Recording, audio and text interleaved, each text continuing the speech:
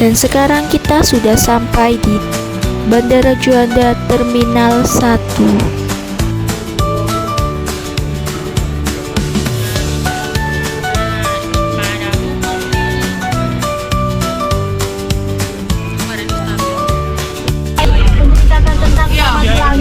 Taman Pelangi ini yang berada di Jalan Ahmad Yani. Taman Pelangi dibuka 24 jam. Di sana kita melakukan berbagai aktivitas seperti melihat air mancur yang berwarna-warni saat malam hari. Dan di Taman Pelangi terdapat beberapa fasilitas, yaitu taman bermain, musola, dan toilet. And in front of the Rainbow Park there is the Bayangkara Hospital S Java, Regional Police Mahameru Building, and the S Java Health Service. Di seberang kanan Taman Pelangi ini juga nanti terdapat Universitas Negeri Ampel Surabaya, dan juga ada Jatim Expo, dan ada salah satu mall yang bisa kita kunjungi yaitu Royal Plaza. Surabaya adalah ibu kota provinsi Jawa Timur yang menjadi pusat pemerintahan dan perekonomian sekaligus kota terbesar di provinsi tersebut. Surabaya juga merupakan sebuah kota yang terletak di provinsi Jawa Timur Indonesia. Surabaya merupakan kota terbesar kedua di Indonesia setelah Jakarta. Untuk luas wilayah Surabaya sekitar 355,28 km persegi, dan untuk jumlah penduduknya pada tanggal 30 Juni 2023 itu sekitar 3.376.000. Surabaya bukan kota pahlawan karena pertempuran 10 November 1945, yaitu sejarah perjuangan arek-arek Surabaya dalam mempertahankan kemerdekaan bangsa Indonesia dari serangan sekutu. Yang kita kunjungi yaitu adalah KBS, atau kepanjangannya adalah Kebun Binatang Surabaya. Kebun Binatang Surabaya berada di daerah Darmo, tapi awalnya Kebun Binatang Surabaya itu bukan berada di Darmo, melainkan lokasi pertama kali Kebun Binatang Surabaya berada di daerah Kaliondo pada tahun 1916 dan berpindah ke Jalan Broedo pada tahun 1917, yang kemudian pada tahun 1920 berpindah ke daerah Darmo hingga saat ini. Di depan KBS terdapat salah satu patung yang paling terkenal di Surabaya, yaitu adalah patung Surah dan Baya.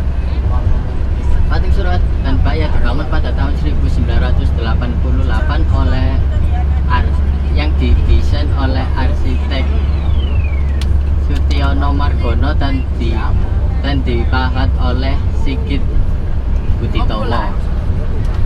Nah, patung Surabaya melambangkan dua hal, yang secara bahasa Surah berarti keberanian dan Baya yang berarti bahaya.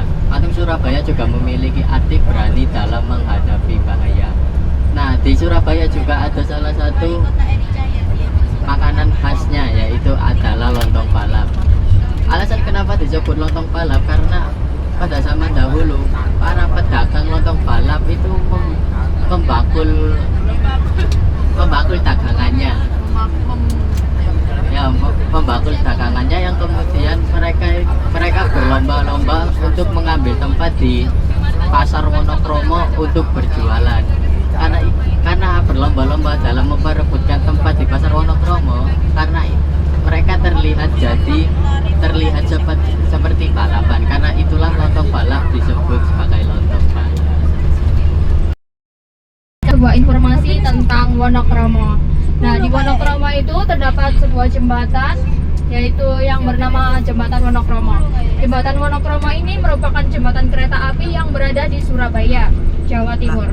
Jembatan ini juga menjadi saksi bisu peristiwa pembuangan mayat pejuang yang gugur di Gerbang Maut pada tanggal 23 November tahun 1947. Nah, ada yang tahu nggak Gerbang Maut itu peristiwa apa, guys? Apakah? Nggak tahu apa tuh. Oke, jadi setelah kemerdekaan Indonesia ada tragedi yang memilukan yang dialami oleh para puluhan para puluhan pejuang Indonesia, yaitu tragedi tersebut dikenal dengan peristiwa Gerbang Maut yang terjadi pada tanggal 23 November tahun 1947. Nah, tragedi Gerbang Maut merupakan tragedi pemindahan tawanan yang dikawal oleh marinir Belanda dari Bondowoso menuju ke stasiun Wonokromo, Surabaya. Mereka dibawa ke Surabaya menggunakan kereta dengan angkutan barang yang tertutup rapat. Jadi mereka para tawanan sebenarnya hendak dibawa ke penjara Koblen, Bubutan, Surabaya. Namun mereka gugur di dalam gerbang maut dikarenakan mereka itu dimasukin ke dalam gerbong kereta tersebut dengan posisi yang berdesak-desakan serta tidak diberi makan serta minum. Jadi mereka meninggal di dalam gerbong tersebut. Makanya peristiwa tersebut disebut juga dengan gerbang maut. Lanjut. Selain itu, diduga para mayat tawanan itu juga dibuang ke sungai melalui jembatan kereta api Wonokromo. Maka, asumsi ini terjadi karena tidak pernah ditemukannya para mayat tersebut, meskipun Belanda juga mengakui para mayat tersebut dimakamkan di Sidoarjo. Keberadaan gerbang maut yang mengangkut tawanan para pejuang Indonesia itu baru ditemukan pada tahun 1968 di Yogyakarta.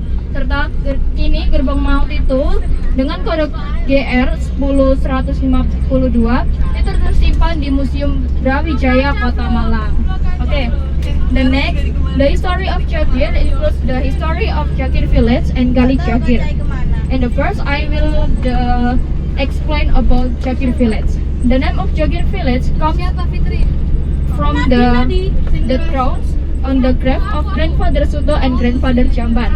They were two brothers who are cleared and in the village, and in the year 1935, the eastern area of the Jakir village was developed into a common village and led by figure clothing includes the Paing Martorejo, Sudarto, Sarwoko, Suharso, and Hadi Joko Prayitno. The next, after the Jakir village, there is also the Jakir River. There is also an interesting historical story. Kali Jakir is artificial river built during that colonialism. This time it is tributary of the Mas River, which is flow eastward in the city of Surabaya. The Jakir sluice gate was built in 1879, which is used to regulate water discharge from Brantas River to the Jakir River. And in fact, this door still stands strong today and function to regulate water discharge and prevent flooding. Also, this Jakir River has also experienced water pollution so that it has a murky color. Mungkin sekian informasi yang bisa saya sampaikan mengenai seputar Wonokromo. Jika ada salah kata, saya meminta maaf sebesar-besarnya. Terima kasih. Dan selanjutnya akan disampaikan informasi selanjutnya akan saya berikan kepada rekan saya. Tempat dan waktu saya persilakan. Nah, di sini tuh ada yang jual minuman, terus ada yang jual kentang dan juga sosis bakar gitu. Yuk kita ke sana yuk. Nah, teman-teman, di sebelah sini juga kalian bisa beli item dan makanan yang lainnya kayak dimsum mentai dan lain sebagainya.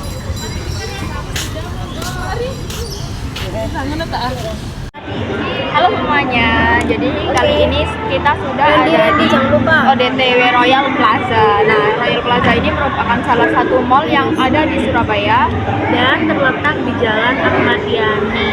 Dan Royal Plaza ini merupakan salah satu mall terbesar yang ada di Surabaya Selatan. ya.